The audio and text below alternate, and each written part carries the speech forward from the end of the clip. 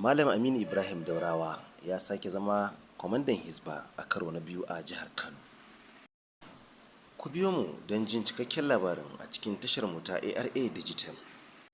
Assalamu alaikum warahmatullahi wabarakatuh. Kamar yadda kuke gani, Malam Aminu Ibrahim Daurawa ne da naɗi, wato a yau aka rantsar da shi, wato ya tabbata cewa shine sabon kwamandan Hisba na jihar Kano. Kamar yadda muke gani ga hotonsa nan, ga kuma wato gwamnan jihar Kano da Abba Kabir Yusuf, wato Abba gida gida kenan. Dama dai tun tsawon lokaci mutane suna ta raɗe cewa ko Malam Aminu Ibrahim Daurawa din za a ba wato jagorancin wannan hukuma ta Hisba, duk da cewa a shekarun baya ya taɓa rike wannan matsayi, kuma sakamakon al'amura na siyasa da bambancin ra'ayi ya sanya aka sauke shi, kuma aka naɗa wasu suka zo suka ci gaba da jagoranci. To Allah cikin ikonsa gashi da aka canza gwamnati, kuma wanda ake jin cewa dama Malam Aminu Ibrahim Daurawa yana da alaka da wannan gwamnati, musamman a lokacin da wasu jama'ar jihar Kano suka halarci wato masallaci na gidan Kwankwasiya, suka kuma cewa Malam Aminu Ibrahim Daurawa shine ija sallah.